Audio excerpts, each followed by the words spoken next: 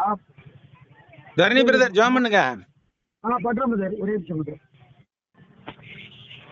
நாம் ஜெபம் செய்வோம். அன்பின் தகப்பனே, இந்த வேலைக்காக சோதித்து இருக்கிறோம். இந்த நாளின் ஜீவன் நாளைக்கான செய்தி, இந்த நாளிலும் வேத வசனங்களை கேட்கும்படியான ஒரு அனுகிரகத்தை ஆன்லைன் மூலமா எங்களுக்கு தந்தபடியாகவும் நாங்கள் சோதித்திருக்கின்ற தகப்பனே, இப்போதும் பிள்ளைகளும் கற்றுக்கொள்ளவும் நாங்களும் நினைப்பூட்டிக் கொண்டு இன்னும் கூடுதலாக தேவ வசனத்தை கற்றுக்கொண்டு அநேகருக்கு கீழ்ப்படியும்படியாக எடுத்து உரைக்கவும் உண்மை பற்றியான வாழ்க்கை எங்களை அறிகிற அறிவை நாங்கள் விவரித்து பேசவும் எங்களுக்கு கிருபை செய்யுமாறு வேண்டிக் கொள்கிறோம். நாங்கள் கேட்கிற வசனத்தை பிரயோஜனப்படுத்திக் கொள்ள வந்திருக்க ஒவ்வொருவரையும் ஆசீர்வதித்து வழிநடத்த வேண்டுமாறு உமது நேசகுமாரனும் எங்கள் ஆண்டவரும் ரட்சகரும் மீட்புமா இருக்கிற கர்த்தராகிய இயேசு கிறிஸ்து நாமத்தினாலே ஜெபம் பண்ணி தாழ்மையோடு இருக்கிறோம். எங்கள் ஜீவனுள்ள பரிசுத்த பிதாவே, ஆமென். ஆமென். நன்றி பிரதர். நேற்றைய தினத்தில் நாம் ஆதாமும் ஏவாளும் எப்படி படைக்கப்பட்டார்கள் என்பதில் தொடங்கி நோவாவுடைய வாழ்க்கை வரை பார்த்தோம். நோவாவுடைய அந்த பேழை கிறிஸ்துவின் சபைக்கு ஒரு முன்னடையாளமாக இருந்தது என்பதையும் நான் பார்த்தோம். இப்போ அதை தாண்டி இங்கே வருகிறோம். அடுத்து நமக்கு சந்ததி வரலாறு இருக்குது, அது நமக்கு அவ்வளோ அவசியம் இல்லை. நம்ம இப்போ அடுத்து ஒரு முக்கியமான ஒரு டாபிக் வரோம். 11ஆம் அதிகாரத்தில் பைபிள் இருந்துச்சுன்னா பைபிள் எடுத்து வச்சுக்கோங்க. 11ஆம் அத்தியாயத்தில் பூமி எங்கும் ஒரே பாஷையும் ஒரே விதமான பேச்சும் இருந்தது. பூமியில ஒரு கண்டம் தான் இருந்துச்சு. அதை நேத்தே சொன்னேன் நான், பனைஜியான ஒரு கண்டம். அந்த கண்டத்துல இருந்த மக்கள் எல்லாருமே ஒரே மொழி தான் பேசினார்கள், எபிரேய மொழியை பேசிக் கொண்டிருந்தார்கள். அப்படி ஒரே மொழி பேசினதுனால அவங்க என்ன செஞ்சாங்க, ஒரு காரியம் செஞ்சாங்க. நம்ம பூமி எங்கும் சிதறி போகாதபடிக்கு நமக்கு ஒரு நகரத்தையும் வானத்தையெல்லாம் சிகரமுள்ள ஒரு கோபுரத்தையும் உண்டாக்கும் வாங்க அப்படின்னு சொல்லி. ஆனால் அது தேவனுடைய பிரமாணத்துக்கு விரோதமான பிரமாணம். ஏன்னா இந்த தேவன் படைக்கும் போதே மனுஷன்ட்ட என்ன சொல்லி படைச்சிருந்தாரு, நீங்கள் பலுகி பெருகி பூமியை நிரப்பி அதை கீழ்ப்படுத்துங்கள்னு சொன்னார். அப்ப பூமி எங்கும் போவதற்கு பதிலாக ஒரே இடத்துல உட்காருவோம் சொல்லி அவங்க முடிவு பண்ணாங்க. அதனால அவங்க ஒரு கட்டடத்தை கட்ட ஆரம்பிச்சாங்க, நகரத்தையும் கட்ட ஆரம்பிச்சாங்க.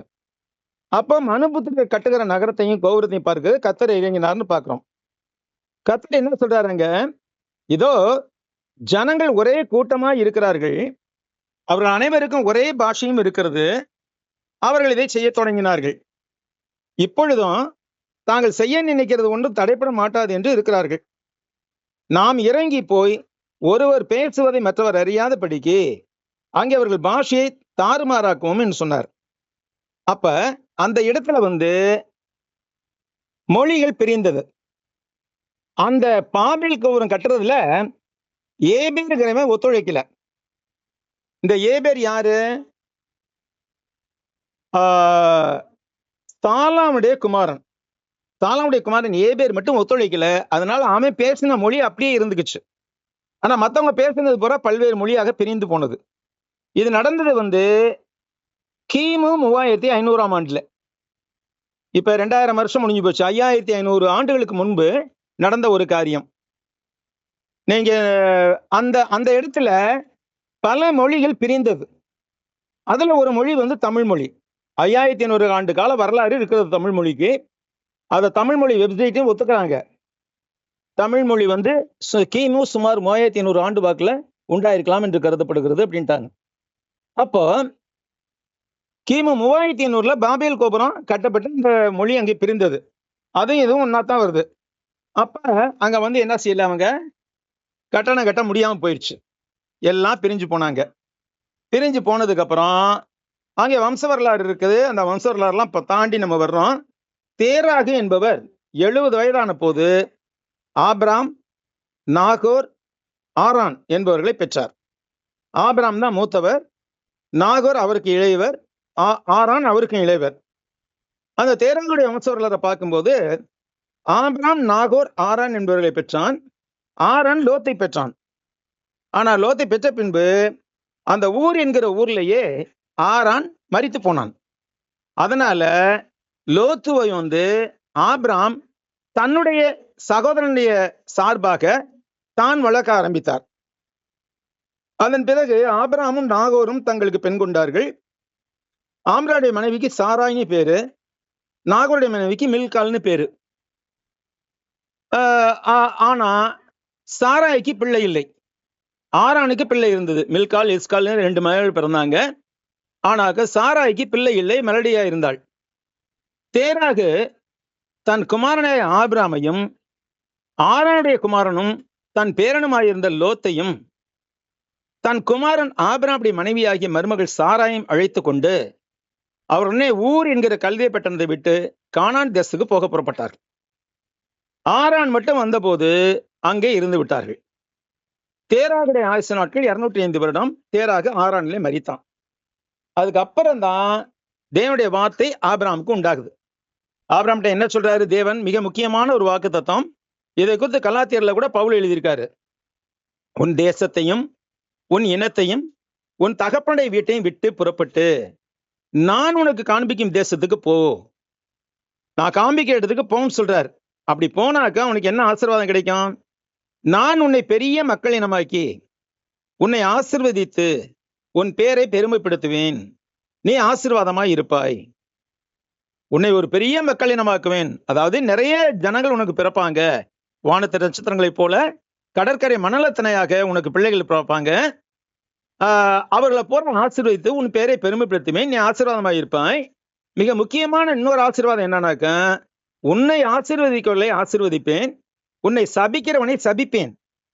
அதுலயும் முக்கியமான இன்னொரு ஆசீர்வாதம் என்னன்னாக்கா, பூமியில் வம்சங்கள் எல்லாம் உனக்குள் ஆசீர்வதிக்கப்படும். இந்த பூமியில் வம்சங்கள் எல்லாம் உனக்குள், அதாவது உன் சந்ததிக்குள் ஆசீர்வதிக்கப்படும்னா அது யாரை குறிக்குது? இந்நாளிலே ஆபிரகாமின் சந்ததியிலே தோன்றின இயேசு கிறிஸ்துவை அது குறிக்கிறது. இயேசு கிறிஸ்துவின் மூலமாக இந்த உலகத்துல எல்லா மக்களும் ஆசீர்வதிக்கப்படுவார்கள் என்று சொல்லி அன்றைக்கே வாக்குத்தத்தம் கொடுத்துட்டார். 3500 அல்லது 400 வருட அந்த காலத்திலேயே தேவன் வாக்குத்தத்தம் கொடுத்துட்டார். பூமியில வம்சங்கள் எல்லாம் உனக்குள் ஆசீர்வதிக்கப்படும். அதை பத்தி தான் கலாத்தியர் 3:16 பவுல் எழுதும்போது எழுதுவார், உன் சந்ததிகளுக்கு என்று சொல்லாமல் உன் சந்ததிக்கு என்று ஒருவரை குறித்துதான் சொல்லி இருக்கிறது. அந்த சந்ததி கிறிஸ்து தான் அப்படின்னு சொல்லுவார். இப்படி கர்த்தர் ஆபிரகாமுக்கு சொன்னபடியே அவர் புறப்பட்டு போனார். அப்படி போகும்போது லோத்தையும் கூட்டிட்டு போறாரு. ஆபிரகாம் என்ன செய்யறாரு? தன்னுடைய மனைவியாகிய சாராயையும் தன்னுடைய சகோதரகுமாரனாய் லோத்தையும் அவர்கள் சம்பாதித்த எல்லாவற்றையும் ஆதாரை சகோதரித்த சகல ஜனங்களையும் கூட்டிக் கொண்டு கானான் தேசத்துக்கு புறப்பட்டு போய் அங்கே கானான் தேசத்திலே சேர்ந்தார்கள். அங்க கொஞ்ச நாள் இருந்தாங்க. அப்புறம் அங்க பஞ்சம் உண்டான போது அதை விட்டுட்டு எகிப்துக்கு போனாங்க. அப்புறம் பஞ்சம் முடிந்த பிற்பாடு திருப்பியும் இங்க எகிப்துக்கு கானான் தேசத்துக்கு வந்தாங்க. அப்படி வந்த போது அங்க சினையரின் ராஜாவாகிய அம்ராப்பேலும் அவரோடு கூட 3 ராஜாக்களும் என்ன செய்யறாங்க? கெதர்லா கோமேர் என்ற ராஜாவும் அவனோட இந்த 4 ராஜாக்களையும் எதிர்த்து சண்டை போடுறாங்க. அப்படி சண்டை போடுற போது அவன் கெதர்லா கோமேர் என்ன செய்யறான்? லோத்தை அவன் குடியிருந்த பகுதியாகிய சோதோம் பட்டணத்துல இருக்கிற எல்லாரையும் கூட்டிட்டு போகும்போது இவனை அடிச்சு கொண்டு போயிட்டான். இதை கேள்விப்பட்ட போது ஆபிரகாம் போய் கெதர்லா கோமேரையும் மற்ற ராஜாக்களையும் முறியடித்து மீட்டு கொண்டு வர்றாரு. லோத்துவையும் அவனுடைய மிருக ஜீவன்கள், அவனுடைய மனைவிகள் எல்லாரையும் கொண்டு வர்றாரு. அப்படி வர்ற போது மெல்கிசேதேக் இங்க ஆசாரியரை சந்திக்கிறார். அது ரொம்ப முக்கியமானது. மெல்கிசேதேக் என்பவர் கிறிஸ்துவுக்கு முன்னோடின ஒரு ஆசாரியர். ஏன்னா அவர் திடீர்னு வர்றாரு, திடீர்னு போயிடுறாரு. அதுக்கு முன்னாடியோ பின்னாடியோ அவரை பத்தி ஒண்ணுமே சொல்லப்படல பைபிள்ல. அதனால மெல்கிசேதேக் கிறிஸ்துவுக்கு முன்னோடினவர் என்று சொல்லி எபிரேயர்ல 3 அத்தியாயத்துல அவரை பத்தி விளக்கமா சொல்லப்படுது எபிரேயர்ல. அப்ப கிறிஸ்து மெல்கிசேதேக்கின் முறைமைப்படியே என்றைக்கும் ஆசாரியாரா இருக்கிறார் என்றும் சொல்லப்படுகிறது. இதுக்கு பிற்பாடு ஆபிரகாம் கர்த்தர் மறுபடியும் பேசுறார் ஆபிரகாம்கிட்ட. என்ன சொல்றாரு? உன்னை நான் ஒரு பெரிய இனமாக்குவேன் அப்படிங்கிறார். ஆனா அது வரைக்கும் ஆபிரகாமுக்கு குழந்தைகளே பிறக்கல. ஆனா அவர் உனக்கு கடற்கரை மணலை போல வானத்து நட்சத்திரங்களை போல பிள்ளைகளை கொடுப்பேன் அப்படிங்கிறாரு.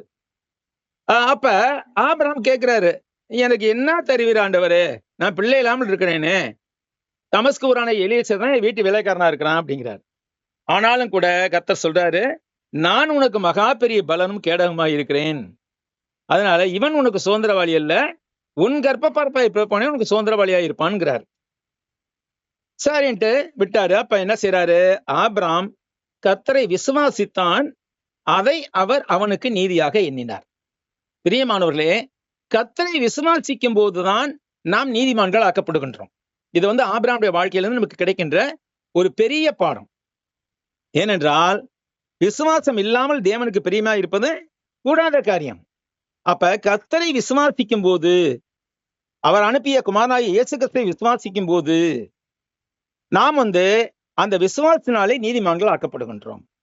சரி, வெறும் விசுவாசம் மட்டும் போதுமா? விசுவாசம் மட்டும் போதும்னாக்கா ராகாப் அந்த கயிறை தொங்க விட்டுருக்க தேவையில்லை. பிற்பாடு நம்ம பார்க்க போறோம். விசுவாசம் மட்டும் போதும்னாக்கா நோவா பேழையை கட்டியிருக்கவே தேவையில்லை. அப்ப செயல்பாடு முக்கியம்.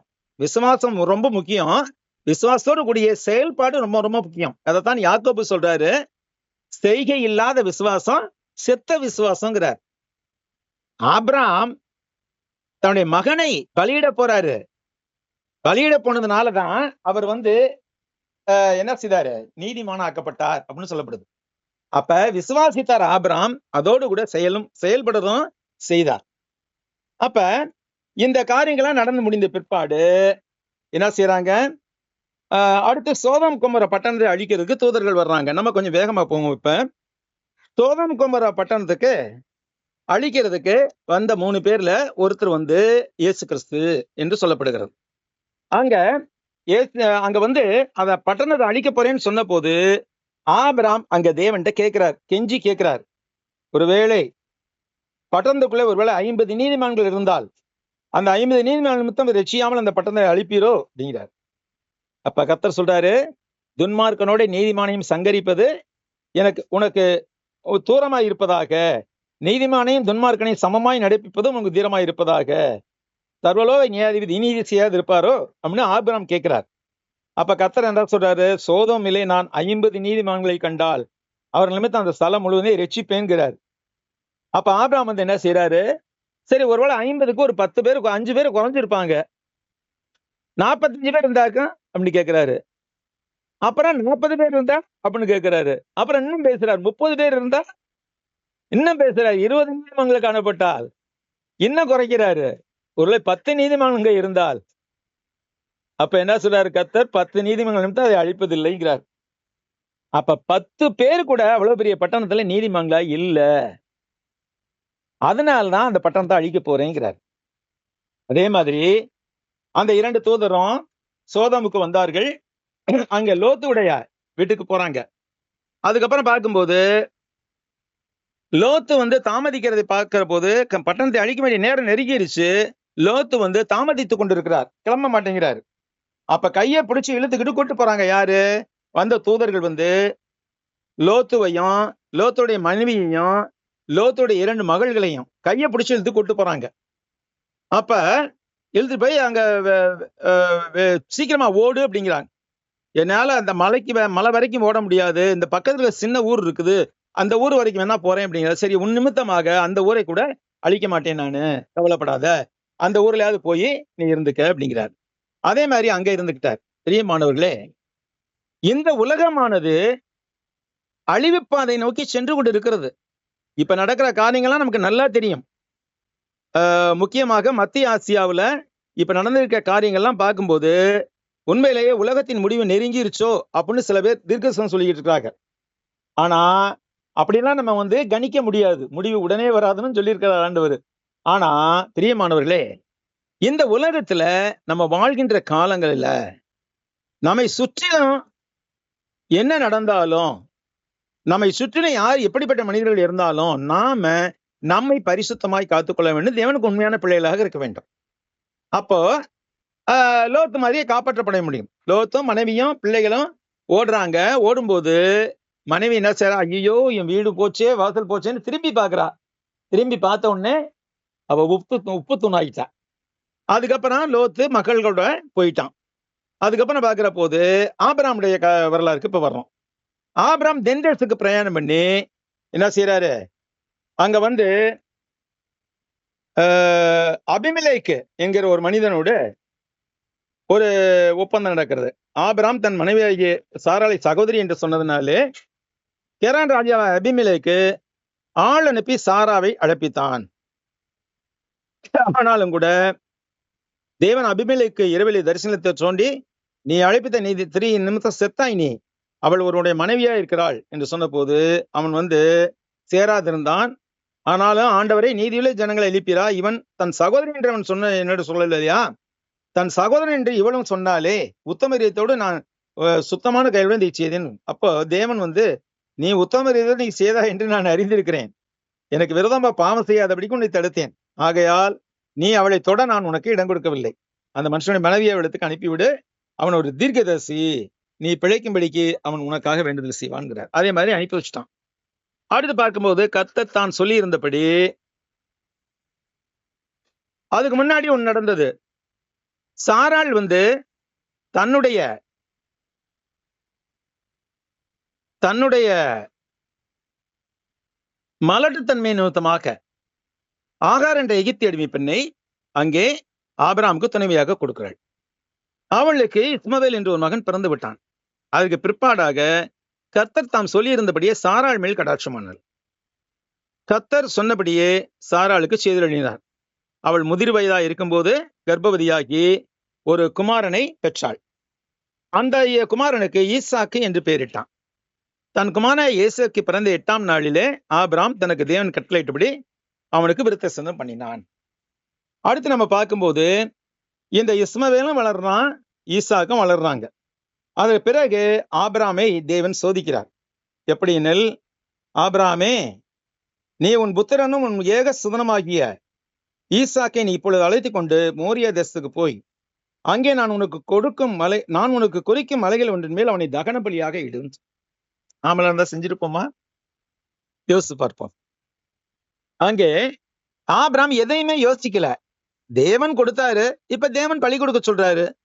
தேவன் நிச்சயமாக என்னுடைய சந்ததியை எப்படி பெருக்குவார் அப்படிங்கிற உறுதியான விசுவாசத்தின் பேர்ல அவன் நேசிற மகனை அழைத்து கொண்டு போய் பலியிட கத்தியை ஓங்கிட்டான். அப்போ அங்க கர்த்தருடைய தூதன் அவனுக்கு தரிசனமாகி, இதோ நீ என்ன செய்யற, உன் புத்திரன் என்றும் ஏகசுதன் என்றும் பாராமல் எனக்காக அவனை ஒப்பு கொடுக்க துணிந்தபடியால் நீ தேவனுக்கு பயப்பட என்று இப்பொழுது அறிந்திருக்கிறேன் என்றார். அப்ப அங்க ஒரு ஆட்டுக்குடியை காமிக்கிறாரு கர்த்தர். அந்த ஆட்டுக்குடியை பலி செலுத்தி மகனை கூட்டு வந்துட்டார். அதன் பிறகு பார்க்கும்போது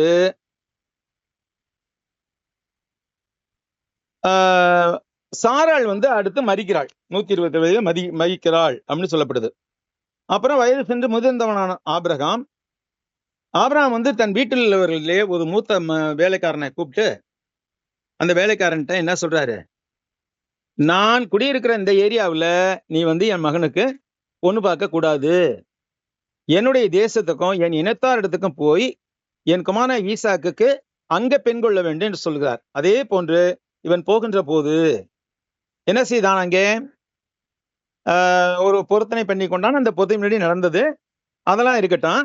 அங்கே நமக்கு என்ன பாடம் அப்படின்னு பார்க்கும்போது, அங்கே சென்று லாபானையும் அவனுடைய குடும்பத்தையும் சந்திக்கும் போது நம்ம என்ன செய்யறான், லாபானுக்கும் ரெபேக்காளுடைய தாய் தந்தைக்கும் என்ன செய்யறான், உச்சிதங்களை கொடுத்தான் என்று சொல்லப்படுகிறது. நல்ல காதணிகள், வளையல்கள், மற்ற விலையுந்த பொருட்கள் எல்லாம் கொடுத்து தான் பெண்ணை கூட்டி கொண்டு வந்தான். இன்றைக்கும் பாருங்க, முஸ்லிம்கள்லாம் அந்த மகர் அப்படின்ட்டு சொல்லுவாங்க. மகர் என்று ஒரு பெண்ணுக்குரிய மகருக்கு தொகையை கொடுத்தா தான் பெண்ணை கூட்டி கொண்டு வர முடியும். காரணம் என்னன்னு பார்க்கும்போது, ஒரு பெண்ணை அவங்க வளர்க்குறாங்க, கஷ்டப்பட்டு வளர்க்குறாங்க. அப்படி வளர்த்து கூலியாவது கொடுக்கணும் அப்படிங்கிறதுனால என்ன செய்யறாங்க. ஆனா நம்ம ஆளுங்க என்ன செய்யறாங்க, இங்க இருக்கிற ஆளுகளோட வழக்கத்தை பின்பற்றிக்கிட்டு இந்த விக்கிரகாரங்க, இந்துக்கள் இவங்களா செய்யற வழக்கத்தை பின்பற்றிட்டு பொன் வீட்டுல போய் சீதனம் கேட்கிறாங்க. அது தேவனுக்கே விரோதமான ஒரு காரியம். அந்த மாதிரி செய்யக்கூடாது. பெண்கள் பெண்களை போய் நம்ம கல்யாணம் பண்ணி கூட்டிட்டு வரும்போது அந்த பெண்களுக்காக ஒரு விலையை கொடுத்ததுதான் கூட்டு வரணும். அதான் தேவன் சொல்றது. ஆனா இந்த உலகத்துல இருக்கிறவங்க என்ன செய்யறாங்க, அதை அப்படியே முட்டாள்தனமா மாத்தி வச்சாங்க. ஆனா இங்கேயும் கூட இந்துக்கள் வசிக்கிற இந்த நாட்டிலையும் கூட முற்காலத்துல, நான் சொல்றது 1920க்கு முன்னாடி என்ன செஞ்சனாக்கா, பெண்ணுக்கு ஒரு தொகையை கொடுத்துதான் கல்யாணம் முடிச்சுட்டு வரணும். அப்படித்தான் இருந்துச்சு பழக்கம். பாரதியார் காலத்துல எல்லாம், பாரதியாருக்கு முற்பட்ட காலத்துல இருந்துச்சு அந்த பழக்கம். பெண்ணுக்கு தொகையை கொடுக்க முடியாத ஏழையான ஆண்கள் கல்யாணம் பண்ண முடியாம போயிருந்துச்சு. அப்ப இங்க என்ன செஞ்சாங்க, ஆரிய சமாஜம் என்று சொல்லி ஒரு சமாஜம் இருந்தது, ஒரு சங்கம். அந்த சங்கத்துல என்ன செய்வாங்க, ஏழை ஆண்களுக்கு ஒரு குறிப்பிட்ட தொகையை கொடுத்து அந்த பொண்ணை ஏன்னா பொண்ணை வாங்கிட்டு வரணும், அப்பதான் முடியும் கல்யாணம் முடிக்க முடியும். பெண்ணுக்காக போய் தாய் தகப்பன்மார்கிட்ட பணம் கொடுத்து கல்யாணம் பண்ணி கூட்டு வருவாங்க. அந்த மாதிரிலாம் செஞ்சுட்டு இருந்தாங்க. ஆனா அந்த பழக்கத்தை அப்படியே இப்ப மாத்தி போட்டாங்க. இப்போ வந்து பெண்ணோட கூட பொண்ணும் வீடும் வாசலும் மற்ற வசதிகளும் கொடுத்தாதான் நாங்க கல்யாணம் முடிப்போங்கிறாங்க. இது எங்க கொண்டு போய் நிக்கும்னு தெரியல. பல இடங்கள்ல பல விதமான தற்கொலைகள் அல்லது கொலை செய்து விட்டு தற்கொலை என்று இந்த மாதிரிலாம் நிறைய நடந்து இருக்குது. இந்த வரதட்சணை, ஜாதி கொடுமை இதெல்லாம் வந்து ஒழிய வேண்டும். அதற்காக நாம் ஜெபிக்க வேண்டும். சுத்தமான தேவனுடைய உபதேசங்கள் ஒவ்வொரு இதயத்தில் நுழையும் போது இதெல்லாம் மாறும். நம்ம கிறிஸ்தவ சமுதாயத்திலே பாருங்க, எத்தனை சபைகள்ல ஊழியக்காரரே வந்து என்ன கேட்பீங்க, என்ன போடுவீங்க என்று கேட்கிறாங்க. ஊழியக்காரரே போய் கேட்கிறாங்க தைரியமா, என்னுடைய மகனுக்கு நீங்க என்ன கொடுப்பீங்க, வரதட்சணை என்ன கொடுப்பீங்கன்னு. இவன் வந்து இவன் குடிச்ச பொண்ணை கூட்டு வரதை விட்டுட்டு இவன் வந்து பொண்ணோட பணமும் வேணும் அப்படின்னு சொல்றான். அது வந்து மிக கொடுமையான ஒரு காரியம். அந்த பழக்கமும் மாறணும். அப்ப இங்க வந்து ஆபிரகாமுடைய வேலைக்காரன் என்ன செய்யறான், லாபானையும் பெத்துவேலையும் பார்த்து, லாபான் யாரு, ரெபேக்காளுக்கு சகோதரன், பெத்துவேல் யாரு, ரெபேக்காளோட அப்பன். இவங்களை பார்த்துட்டு அவங்கள்ட்ட வந்து பொண்ணுக்காக விலையுந்த பொருட்கள்லாம் கொடுத்துட்டு நாங்க கூட்டு போறேன் பொண்ணு அப்படின்னு சொன்னான். அப்ப ரெபேக்காளை அழைத்து நீ இந்த மனிதர்களோட கூட போறாயா அப்படின்னு கேட்டபோது போகிறேன்னு சொன்னான். அப்படியே அவருக்கு போகும்போது என்ன செய்யறாங்க, வாழ்த்துறாங்க. வாயா எங்கள் சகோதரியே, நீ கோடா கோடியாய் பெருகுவாயாக, உன் சந்ததியார் தங்கள் பகைஞருடைய வாசலை சுதந்திரித்துக் கொள்வார்களாக என்று ஆசீர்வதித்தார்கள். அப்பொழுது ரெபேக்காலும் அவள் வேலைக்காரிகளை எழுந்து ஒட்டகங்கள் மேல் ஏறி அந்த மனிதனோட கூட போனார்கள். ஊழியக்காரன் ரெபேக்காலை அழைத்து கொண்டு போனான். அப்ப அங்க போய் ஈசாக்கை சந்திக்கிறாள். ஈசாக்கை சேர்ந்து ஈசாக்கு வந்து தன்னுடைய தாயின் கூடாரத்துக்கு ரெபேக்காலை அழைத்து செல்கிறான். அப்புறம் ரெபேக்காலும் ஈசாக்கு திருமணம் முடித்துக் கொள்கிறார்கள். ரெபேக்காலை திருமணம் முடித்துக் கொண்ட போது ஈசாக்கு வயது என்ன, 40. ஈசாக்கு 40 வயதா இருந்த போது ரெபேக்காலை திருமணம் முடித்துக் கொண்டான். அதன் பிறகு ஆபிரகாமுடைய வரலாறை திருப்பி பார்க்கிறோம். நம்ம ஆபிரகாம் வந்து தன்னுடைய மனைவி சாராய் இறந்த பிற்பாடு கேத்துராள் என்று பெண்ணையும் விவாகம் பண்ணியிருந்தான். அவள் வந்து அவனுக்கு 6 மகன்களை பெற்றுக் கொடுக்கிறாள். அப்ப ஆபிரகாமுடைய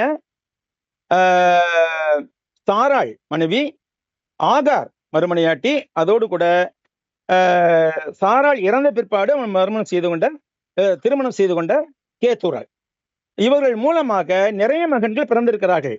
ஆனாலும் கூட ஈசாக்கை தேவன் தெரிந்து கொண்டு அந்த ஈசாக்கின் மூலமாகத்தான் கர்த்தராகிய இயேசு கிறிஸ்து வருவார் என்ற ஒரு ஆசீர்வாதத்தை கொடுக்கிறார் அங்கே. அப்போ ஈசாக்குக்கு யாக்கோபு பிறந்தார். யாக்கோபுக்கு 12 மகன்கள் பிறந்தார்கள்.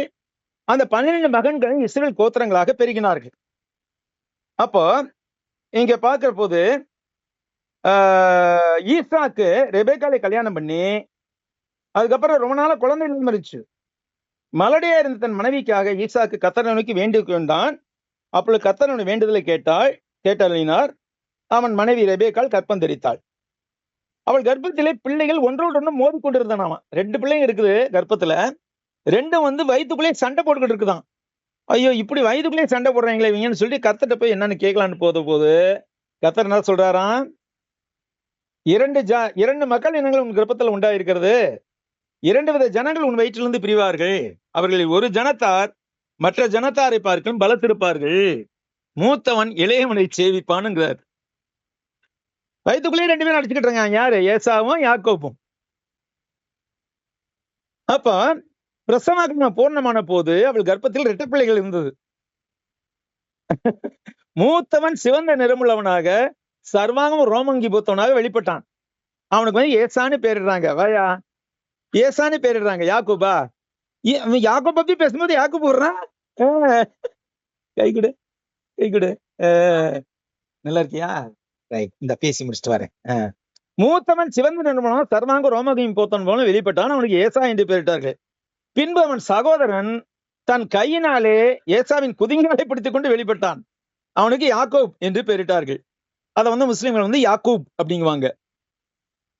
அப்ப ஏசா வந்து முதல்ல பிறக்கிறான். ஏசா பிறக்கும் போது ஏசாவுடைய எந்த உறுப்பு வெளியில வரும்? தலைதான் வெளியில வரும். எந்த குழந்தையுமே பிறக்கும் போது தலைதான் முதல்ல வெளியே வரும். அஸ்ஸலாமு அலைக்கும். வலைக்கும் அஸ்ஸலாம். ரொம்ப எந்த குழந்தையும் பிறக்கும் போது தலைதான் முதல்ல வரும். அவன் ஏசா பிறக்கிறான். ஆனா ஏசா வெளியில ஃபுல்லா வந்த போது அவன் கால் பிடிச்சுக்கிட்டான். இவன் யாக்கோபு காலை பிடிச்சிட்டு வெளியில வர்றான். அப்ப யாக்கோபுக்கு எந்த உடல் உறுப்பு முதல்ல வெளியில வந்தது? தலையா வந்துச்சு? இல்ல, கை. முதல்ல கை தான் வெளியில வந்துச்சு. ஆக 2 பேரும் வளர்றாங்க. வளர்ந்த போது ஏசா போய் வேட்டையாடுவான். பொருள்களை வேட்டையாடி அப்பா பிள்ளையா இருந்தான். ஆனா யாக்கோபு என்ன செஞ்சான்? அம்மாவுக்கு வேணுங்கிற உதவிகளை செஞ்சுட்டு சமையல் செஞ்சுக்கிட்டு வீட்டுல தண்ணி எடுத்து வச்சுக்கிட்டு அம்மா பிள்ளையா இருந்தான். அப்ப யாக்கோபு அம்மா பிள்ளை ஆயிட்டான். ஏசா அப்பா பிள்ளை ஆயிட்டான். அப்ப வெளியில இருந்து ஏசா ஒரு நாள் வேட்டையாடி கூழ் சமைச்சு சாரி வேட்டையாடிட்டு வெளியில இருந்து வர்றான். களைச்சு போய் வர்றான். அப்ப யாக்கோபு என்ன செய்யறான்? ஒரு கூழ் காய்ச்சிக்கிட்டு இருக்கான் வீட்டுல. கூழ் காய்ச்சிக்கிட்டு இருக்கிறான். அப்ப ஏசா யாக்கோபை பார்த்து கேட்கிறான், அந்த சிவப்பான கூழிலே நான் கொஞ்சம் சாப்பிடத்தா, இளைத்து இருக்கிறேன் என்றான். அப்பொழுது யாக்கோபு என்ன கேட்கிறான்? என்னைக்குமே அந்த காலத்துல ஒரு சமூக வழக்கம் என்னன்னாக்கா, மூத்த பிள்ளை தகப்பனுக்கு அடுத்த ஸ்தானத்தை பெறுவான் குடும்பத்துல.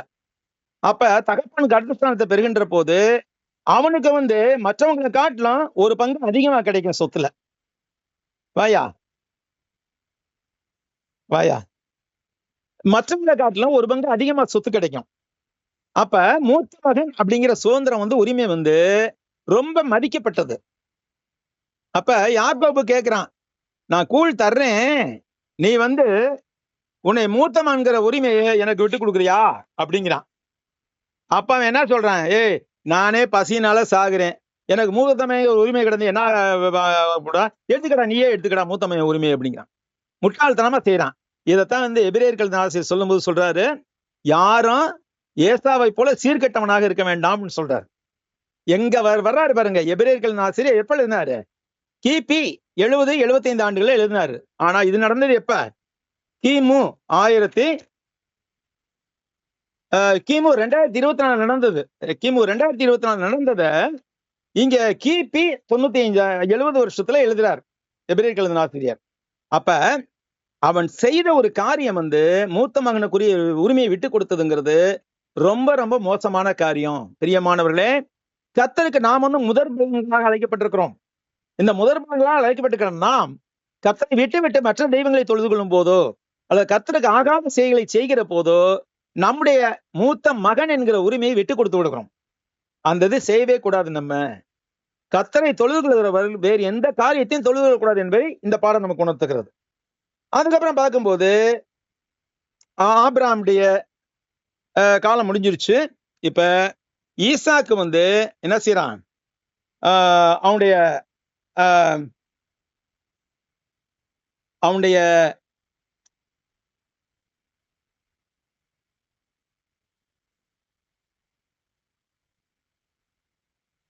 ஈசாக்கு மற்ற மக்கள் இனத்தவர்கள் இருந்த இடங்கள்ல போய் கிணறு வெட்டுறாரு.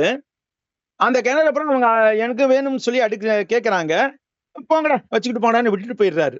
ஆனா ஒரு இடத்துல அந்த வெட்டின கிணற்றை குறித்து யாரும் தகராறு பண்ணல. அந்த கிணற்றை அவர் வைத்துக் கொண்டார். அதைத்தான் யாக்கோபின் கிணறு என்று சொல்லி இன்றைக்கும் சமாரியாவில் இருக்கிறது. யாக்கோபின் கிணறு.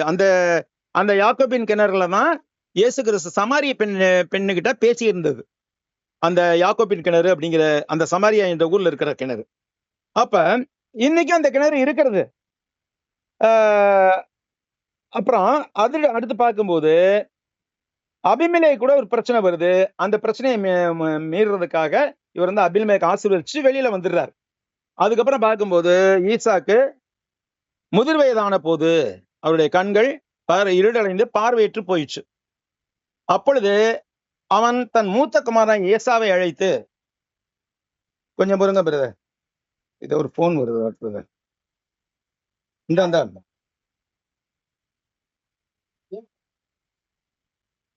பிரதர் ஒரு நிமிஷம், கொஞ்சம் பிரேக் விடலாம், கொஞ்சம் பொறுங்க.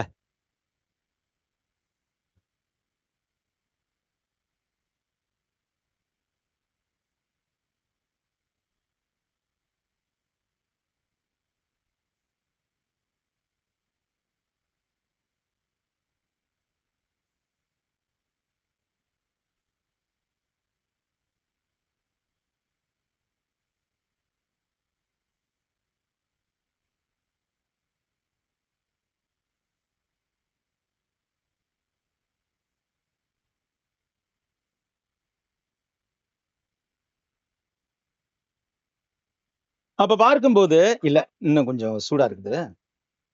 அப்ப பார்க்கும்போது ஏசாவுக்கு சாரி ஈசாக்குக்கு வயது முதிர்ந்ததுனால ஐயா என்ன செய்யறாரு அவரு? கூப்பிடுறாரு, ஏசாவை கூப்பிடுறாரு. என் மரணம் எப்பொழுது வரப்போதுன்னு தெரியல, நீ என்ன செய், ஒண்ணு செய்ய, நீ போய் எனக்காக நல்ல மிருகத்தை வேட்டையாடி அதை சமைச்சு கொண்டு வா, நான் சாப்பிட்டு உன்னை ஆசீர்வதிக்கிறேன், ஏன்னா நீ தான் என் மூத்த மகன், மூத்தவனுக்குரிய உரிமையெல்லாம் நான் கொடுக்குறேன் அப்படிங்கிறாரு. இவன் போறான். இதை கேட்டுக்கிட்டே இருக்கார் ரெபேக்கா. கேட்டுக்கிட்டே இருந்து, ரெபேக்காவுக்கு பிரியமான பிள்ளை யாரு? யாக்கோபு இல்ல. அதனால யாக்கோபை கூப்பிட்டு, ஏய் போடா, நீ போய் மந்தையில போய் நல்ல ஒரு ஆட்டு மந்தைக்கு போய் நல்ல 2 வெள்ளாட்டு குட்டியில கொண்டு வா, நான் உன் தகப்பனுக்கு பிடித்தபடி ருசியுள்ள பதார்த்தமா சமைச்சு கொடுக்குறேன், நீ வந்து உன் தகப்பன் சாகிறதுக்கு முன்னாடி அந்த மூத்தமனுக்குரிய ஆசீர்வாதத்தை நீ வாங்கிக்கோ அப்படிங்கிற. இவன் போறான். போய் 2 வெள்ளாட்டு குடி பிடிச்சிட்டு வந்து வேலைக்காரன் அதை பூரா வெட்டி கிளீன் பண்ணி கொடுக்குறான். உடனே நல்ல சுவையான ஒரு சாப்பாடா சமைக்கிறாங்க. அப்படி சமைச்ச போது இவன் என்ன செய்யறா, தாய் ஈசாக்குடைய மனைவி ரெபேக்காள் என்ன செய்யறா, யாக்கோபு கூப்பிட்டு அந்த வெள்ளாட்டு தோல் இருக்கு இல்லையா, அந்த தோலை கையிலையும் கழுத்துலையும் கட்டி விட்டுறா. ஏன்னாக்கா ஏசாவுக்கு என்ன இருக்கும், உடம்பு பூரா முடி இருக்கும் இல்லையா, இவன் தடவி கண்டுபிடிச்சிருவான் இல்லையா, கண்ணு தான் தெரியா போயிடுச்சு, தடவியாவது கண்டுபிடிச்சிருவான் இல்லையா, அதனால என்ன செய்யறா, கழுத்துலையும் கைகள்லையும் வெள்ளாட்டு தோலை கட்டி விட்டுறா. கட்டி விட்டு இந்த சாப்பாடை கூட எங்க அப்பாட்ட கூட, யாருன்னு கேட்டாக்க நான் தான் ஏசா வந்திருக்கிறேன்ப்பா அப்படின்னு சொல்லு. சரி இவன் போறான். அதே மாதிரி போகும்போது நல்லா இதை கவனிங்க, ரொம்ப சுவாரஸ்யமான ஒரு சந்தர்ப்பம். அவன் தன் தகப்பனத்தில் வந்து என் தகப்பனே என்றான். அதற்கு அவன், இதோ இருக்கிறேன், நீ யார் என் மகனே என்று கேட்டார். அப்பொழுது யாக்கோபு தன் தகப்பனை நோக்கி, நான் உன் மூத்த மகனாகிய ஏசா, நீ எனக்கு சொன்னபடியே செய்தேன், உம்முடைய ஆத்மா என்னை ஆசீர்வதிக்கும்படிக்கு நீர் எழுந்து உட்கார்ந்து நான் வேட்டையாடி கொண்டு வந்தது புசியும் என்றான். அப்பொழுது ஈசாக்கு தன் குமாரனை நோக்கி, என் மகனே, இது உனக்கு இத்தனை சீக்கிரமா எப்படி அகப்பட்டது என்றான். சந்தேகம், இப்பதான் போன மாதிரி இருக்குது, எப்படி அனுகூலம் கிடைச்சுன்னு. அப்ப உடனே என்ன சொல்றான் யாக்கோபு, உன்னுடைய தேவனாய கர்த்தர் எனக்கு நேரிட பண்ணினார் அப்படிங்கிறான், போய் சொல்றான். அப்பொழுது ஈசாக்கு யாக்கோபை நோக்கி, என் மகனே, நீ என் குமாரனாய் ஏசாதானோ அல்லவோ என்று நான் உன்னை தடவி பார்க்கும்படி கிட்டவா என்றான். ரெபேக்கா நினைச்ச மாதிரியே ஆயிடுச்சு. அப்ப யாக்கோபு தன் தகப்பனாய் ஈசாக்கு கண்டையில் கிட்ட போனான். அவன் இவனை தடவி பாருதான், கழுத்துலையும் கையிலையும் கை வச்சு தடவி பார்க்கிறான். அங்கதானே வைக்க முடியும். பார்த்தா மயிரா இருக்கு, ஆட்டு மயிர் உள்ள தோலை கட்டி இருக்காள்ல, முடியா இருக்குது. அப்ப யாக்கோபு தன் தகப்பனாய் ஈசா கண்டையில் கிட்ட போனான். அவன் இவனை தடவி பார்த்து, சத்தம் யாக்கோபின் சத்தம், கைகளும் ஏசாவின் கைகள் என்று சொல்லி குழப்பத்துல இருக்கிறான்.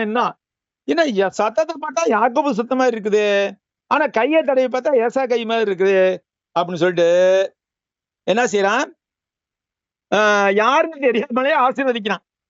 ஆசீர்வதி எல்லா மூத்த மனுக்குரிய எல்லா ஆசீர்வாதங்களையும் அவனுக்கு கொடுத்துட்றான். அவன் வாங்கிட்டு போயிடான். அதுக்கப்புறம் ஈசாக்கு யாக்கோபை ஆசீர்வதித்து முடித்த போது யாக்கோபு தன் தகப்பனாய் ஈசாவின் ஈசாக்கின் முகத்தை விட்டு புறப்பட்ட உடனே அவன் சகோதரன் யாசா வேட்டையாடி வந்து சேர்ந்தான். அவன் ருசியுள்ள பதார்த்தங்களை சமைத்து தன் தகப்பன் அண்டைக்கு கொண்டு வந்து தகப்பனை நோக்கி, உன்னுடைய ஆத்மா என்னை ஆசீர்வதிக்கும்படி என் தகப்பனார் எழுந்து குமாரனாய் நான் வேட்டையாடும்படி கொண்டு வந்தது புசிப்பாராக. அப்ப அவன் கேட்கிறான், நீ யாருன்னு கேட்கிறான். அவன், நான் உமது மூத்த மகனாய் ஏசா என்றான். அப்பொழுது ஏசா இவன் ஈசாக்கை மிகவும் பிரமித்து நடுங்கி, வேட்டையாடி எனக்கு முன்னாடி கொண்டு வந்தானே அவன் யாரு, நீ வருமுனே அவை எல்லாத்தையும் புசித்து நான் அவனை ஆசீர்வதித்தனே, அவன் தான் ஆசீர்வதிட்டான் இருப்பான் அப்படிங்கும் போது இவனுக்கு பயங்கர கோபம் வந்துருச்சு. யாருக்கு? ஏசாவுக்கு. இதை கேட்டவனே மன கசந்து உரத்த சத்தமிட்டு அலறி தன் தகப்பனை நோக்கி, என் தகப்பனே என்னையும் ஆசீர்வதிங்கிறான். அதற்கு அவன், உன் சகோதரன் தந்திரமாய் வந்து உன் ஆசீர்வாதத்தை பெற்றுக்கொண்டான் என்றான்.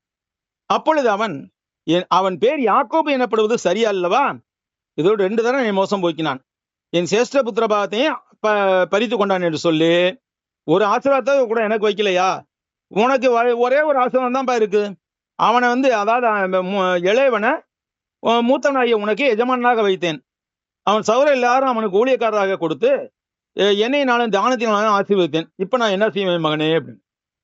தகப்பனே, இந்த ஒரு ஆசீர்வாதம் தான் உங்கள்கிட்ட இருக்கிறா, வேற ஒண்ணும் கிடையாது. சத்தமிட்டு அழுதான். நான் சத்தமிட்டு அழுதும் அதை பெற முடியாமல் போயிடுச்சு. ஏனென்றால் அவன் சேஷ்ட புத்திர பாகத்தை அலட்சியமாக எண்ணினதால. ஆனால் இவன் என்ன செய்யறான், யாக்கோபு யாக்கோபை தன் தகப்பன் ஆசீர்வதித்த நிமித்தம் ஏசா யாக்கோபை பகைத்து, என் தகப்பனுக்காக துக்கிக்கும் நாட்கள் சீக்கிரமாய் வரும், அப்பொழுது என் சகோதரன் யாக்கோபை கொன்று போடுவேன் என்று இறுதியிலே சொல்லியிருந்தார். இது எவ்வளவு ஒரு இதுக்கு தேவையில்லாத வேலை ஏசாவுக்கு இல்லையா? ஆனாலும் கூட தேவனுடைய பிரமாணம் மாறப்போறதில்லை. ஏன்னா வயிற்றுல இருக்கும் போதே தேவன் ஆசீர்வாதத்தை கொடுத்திருந்தார், இளையவன் மூத்தவனை காட்டிலும் பெரியவனா இருப்பான்னு சொல்லிட்டு.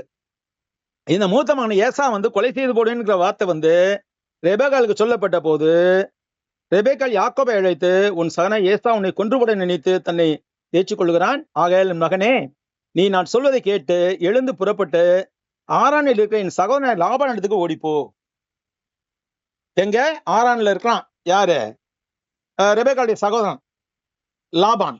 அங்க போ அப்படிங்கிறான். அப்போ உடனே போயிட்டான்.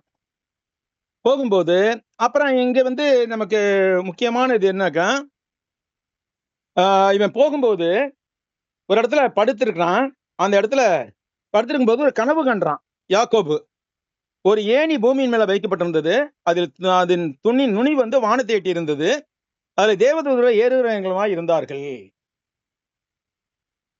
அதற்கு மேலாக கர்த்தர் நின்று, நான் உன் தகப்பனாகிய ஆபிரகாமின் தேவனும் ஈசாக்கின் தேவனுமாகிய கர்த்தர், நீ படுத்திருக்கிற பூமியை உனக்கும் உன் சந்ததிக்கும் தருவேன் அப்படிங்கிறார்.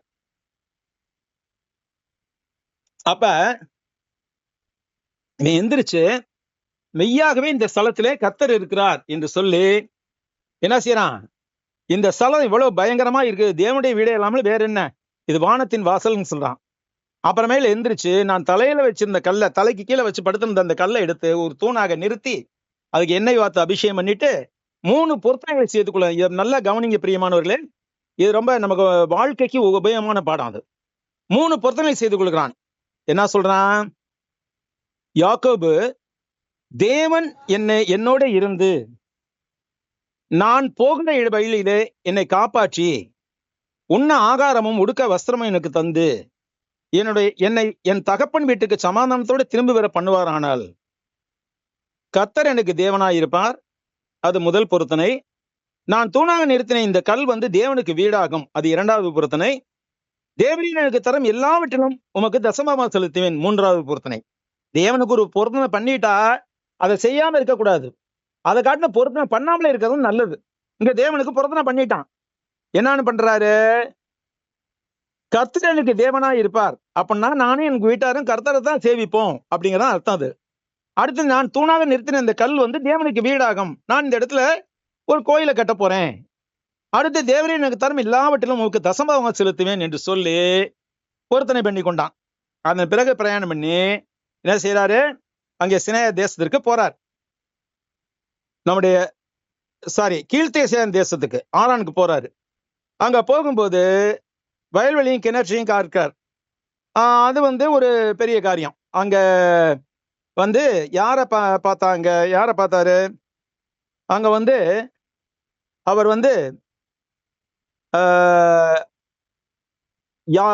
லாபானுடைய குமாரத்தியாகிய ராக்கேல் அங்கே ஆடுகளை ஓட்டி கொண்டு வருகிறத பார்த்தார்.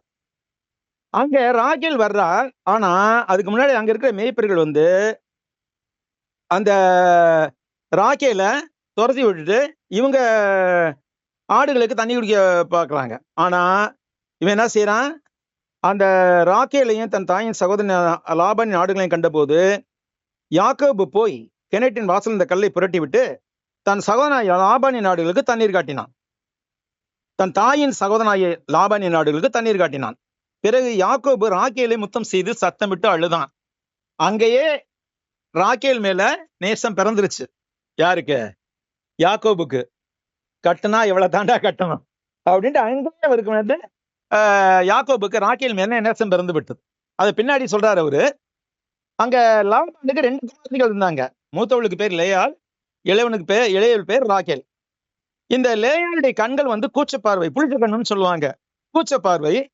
ஆனா ராக்கேல் ரூபவதியாக பார்வைக்கு அழகானவளா இருந்தா. யாக்கோபு ராக்கேல் மேல் பிரியப்பட்டு, உடைய குமாரத்தியார் ராக்கேலுக்காக முடித்தல 7 வருஷம் வேலை செய்வேன், எனக்கு அவளை கட்டி கொடுக்கணும். சரி, வேலை செய்ய அப்படிங்கிறார். வேலை செஞ்சு முடிச்சான். எத்தனை? 7 வருஷம். சாயங்காலமா கல்யாணம் வச்சாங்க. இருட்டு நேரத்துல ஒண்ணும் தெரியல. ஆஹ் அன்னைக்கு முதல் இரவும் முடிஞ்சிருச்சு. காலைல எந்திரிச்சு பார்த்தா யாரு இருக்கானாக்க ராகேல் இல்ல, லேயாள் இருக்கா. பார்த்தா பயங்கர கோவம் வந்துருச்சு அவருக்கு, யாக்கோபுக்கு. ஏமாமா, நான் மூத்த மகளை தானே நான் கேட்டேன், சாரி இளைய மகளை தான் நான் கேட்டேன், இது என்ன மூத்தவளை எனக்கு கட்டி வச்சிருக்கீங்க அப்படிங்கிறான். அப்ப உடனே அவர் என்ன சொல்றாரு, ஒன்னும் குறைஞ்சு போகல மாப்பிள்ள, இந்த இடத்துல வந்து இந்த நான் இருக்கிற சமூகத்துல மூத்தவ இருக்க இளையவளுக்கு கல்யாணம் முடிச்சு வைக்க கூடாது, அதனாலதான் நான் இப்படி செஞ்சேன். இப்ப ஒண்ணும் மோசம் இல்ல, இன்னொரு 7 வருஷம் வேலை செய்ய, ராகேலையும் கட்டிக்க நீயே அப்படிங்கிறார்.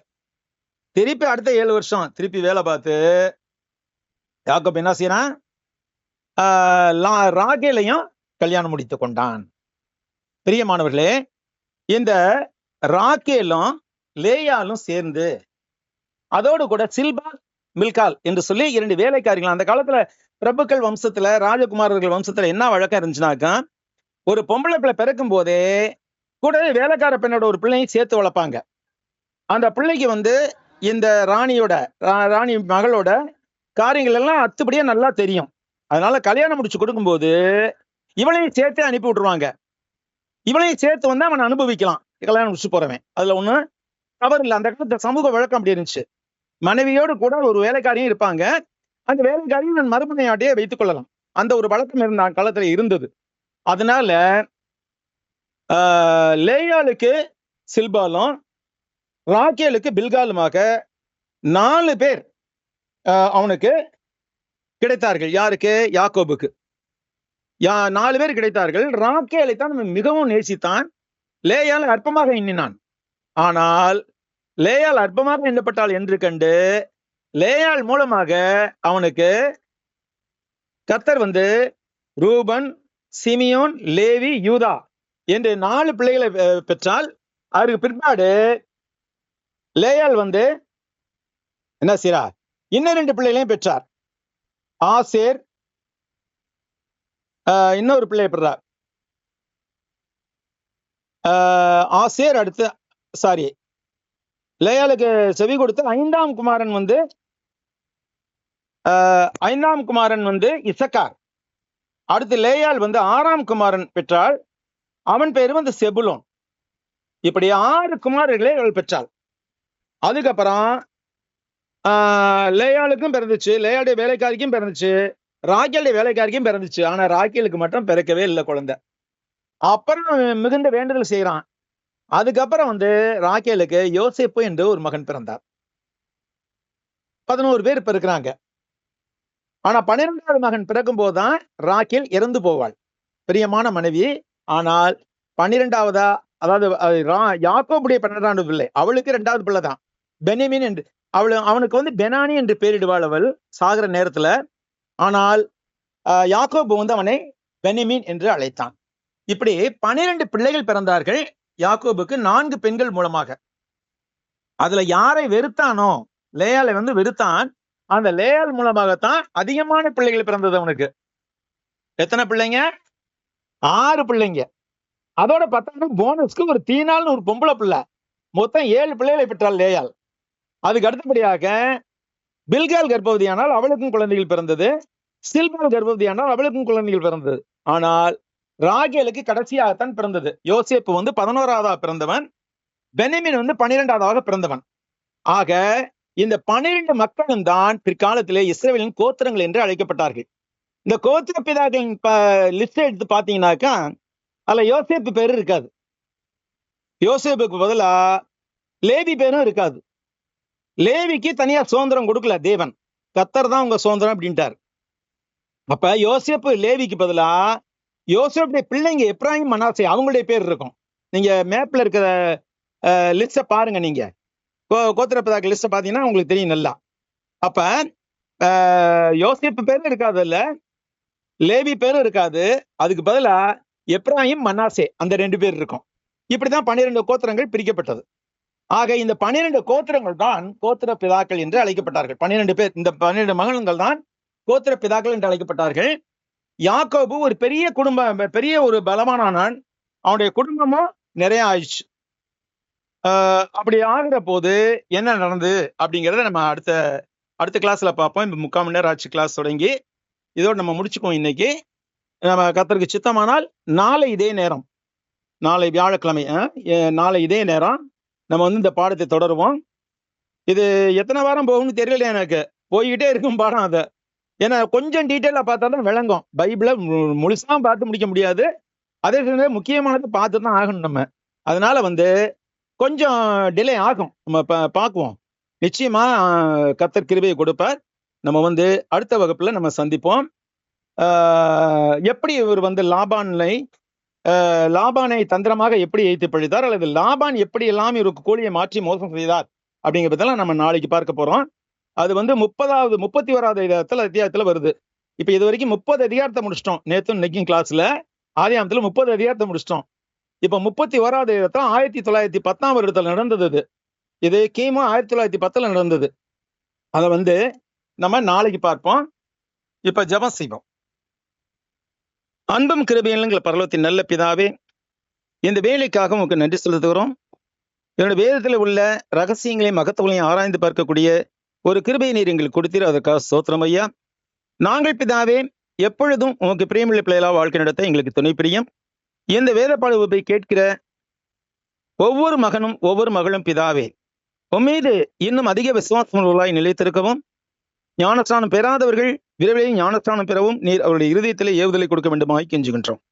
இந்த நாளில் எங்களை கற்றுக்கொண்ட பாடங்களை நாங்கள் நினைவிலே வைத்துக் கொள்ளவும், இதோ பிதாவை மற்றவர்களுக்கு எடுத்துரைக்கவும் எங்களுக்கு ஞானத்தையும் விவேகத்தையும் அறிவையும் கொடுத்து எங்களை ஆசீர்வதிக்கும்படியாய் கெஞ்சுகின்றோம். குறிப்பாக அலெக்சாண்டருக்காகவும் மற்ற பிள்ளைகளை காமெடி பாத்தில் வருகின்றோம். அவர்கள் விரைவிலேயே ஞானஸ்நானம் பெற்று உமக்கு கீழ்ப்படியக்கூடிய ஒரு சாக்கியத்தை தாரும்.